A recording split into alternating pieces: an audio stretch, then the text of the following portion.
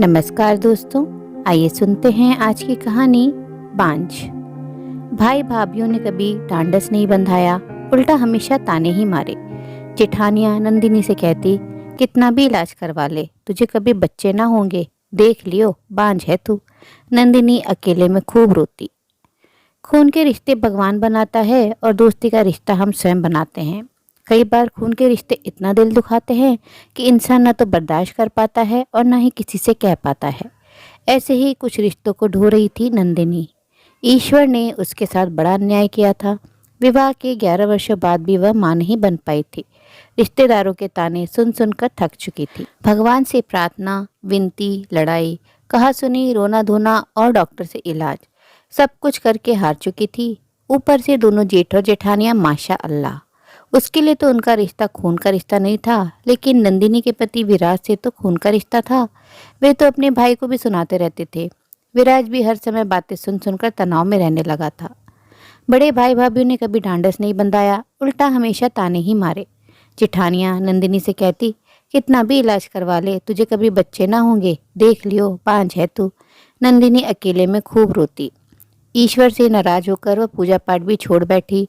फिर एक दिन नंदिनी और विराज दोनों ने सोचा कि क्यों ना हम किसी बच्चे को गोद ले लें।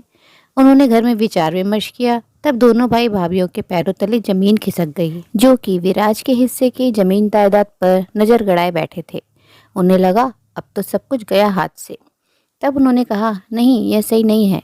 क्या पता कौन जात का और कौन खून का बच्चा हो। थोड़ा और सब्र करो, इंतजार करो, ईश्वर जरूर सुनेगा। नहीं तो हम बैठे हैं ना, हम पैदा करके तुम्हारी झोली में डाल देंगे। नंदिनी और विराज किसी भी रिश्तेदार के बच्चे को गोद नहीं लेना चाहते थे। वे किसी अनाथ बच्चे को ही अपना अपनाना चाहते थे। उसे भरपूर प्यार देकर और सुंदर भविष्य देकर उसका जीवन संवारना चाहते थे। उन्होंने घर वालों की बात सुनी, लेकिन फिर अपनी जिंदगी के बारे में सोचते हुए अपने फैसले पर अटल रहे और गोद लेने की प्रक्रिया शुरू कर दी। प्रक्रिया पूरी होते होते 9-10 महीने लग गए और फिर 2 महीने का प्यारा सा नन्हा मुन्ना बेटा नंदिनी की गोद में आ गया। नंदिनी और विराज की खुशी का ठिकाना न था।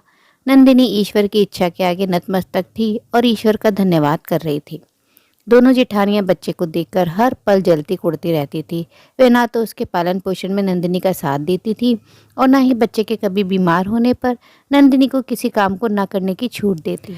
बेशक बच्चा रोता रहे या फिर परेशानी में नंदिनी को रात को सोने न दे, उससे उन्हें कोई फर्क नहीं पड़ता था। कभी कभी नंदिनी ज़्यादा परेशान हो जाती, तब अपने पति से कुछ कहती भी। तब विराज को लगता कि हर घर में छोटी मोटी बातें तो होती ही रहती हैं, पर उन बातों से खून का रिश्ता तो नहीं टूटता ना। धीरे धीरे प्यारा सा बच्चा रुद्र बड़ा होने लगा। अब वह बोलना भी सीख गया था और प्यार और गुस्सा समझने लगा था। एक बार उसने अपने ताऊ जी से कुछ कहने के लिए बोला, बड़े पापा। इतना सुनते ही उसके ताऊ जी ने उसे डांट कर कहा, मुझे ना बोला कर बड़े पापा, मैं नहीं हूँ तेरा बड़ा पापा। रुद्र रुआसा हो गया और आंखों में आंसू लिए वहां से अपनी माँ के पास चला गया। नंदिनी सब कुछ देख और सुन रही थी। उसकी आंखें भी भर आई। एक बार उसकी बीच वाली जेठानी के बच्चों के लिए नया कंप्यूटर आया। तब रुद्र भी खुशी खुशी उसे छूकर देखने लगा। जेठानी ने उसे गुस्से से झिड़क कर कहा, हाथ मत लगा, चल दूर हट। मतलब यह है कि बड़ों में बड़प्पन बचा ही नहीं था। उनके व्यवहार को देखकर लग रहा था कि बड़े बड़प्पन भूल चुके हैं। एक बार घर पर कीर्तन रखा गया। घर में बूंदी और बेसन की पतली भुजिया का प्रसाद बनकर आया। उस प्रसाद को देखकर बच्चे तो क्या, बड़ों के मुंह में भी पानी आ जाता है। कीर्तन के बाद सबको कागज की थैलियों में प्रसाद बांटा गया। नंदिनी ने रुद्र को एक छोटी सी कटोरी में प्रसाद डाल कर दिया। रुद्र को प्रसाद खाकर बहुत अच्छा लगा, पर नंदिनी की बड़ी जेठानी के पास गया और बड़े प्यार से बोला, बड़ी मम्मा और चाहिए। बड़ी जेठानी ने उसे पीछे धकेल दिया और उसे प्रसाद नहीं दिया। उसे आंखें दिखाकर डरा दिया। बच्चा बेचारा सहम कर चुप हो गया। इत्तेफाक से यह सब विराज ने देख लिया। तब उसने सोचा कि नंदिनी गलत नहीं थी। ऐसे व्यवहार का बच्चे पर बहुत गलत असर हो रहा है। बच्चों के साथ इतना भेदभाव। मैं तो रिश्ते निभाने की चाह में चुप रहा और यह लोग बड़े होकर भी बच्चे के साथ इतना गलत व्यवहार करते रहे। तब उसने उसी रात में सबको अपना निर्णय सुना दिया और नंदिनी और मैं अब अलग रहना चाहते हैं। हम अपने बच्चे के साथ ऐसा दुर्व्यवहार नहीं देख सकते। चाहे हमें किराए पर घर लेकर रहना पड़े, बाद में धीरे धीरे हम अपना घर ले लेंगे, लेकिन अब यहाँ हमारा गुजारा नहीं। वे लोग उसी हफ्ते अलग घर में रहने चले गए और अपने रुद्र के साथ खुशी खुशी जिंदगी बिताने लगे। उम्मीद है दोस्तों कहानी आपको पसंद आई होगी। कहानी अच्छी लगी हो तो अपनी राय कमेंट बॉक्स में ज़रूर साझा करें और अपने मित्रों और प्रियजनों के साथ भी शेयर ज़रूर करें।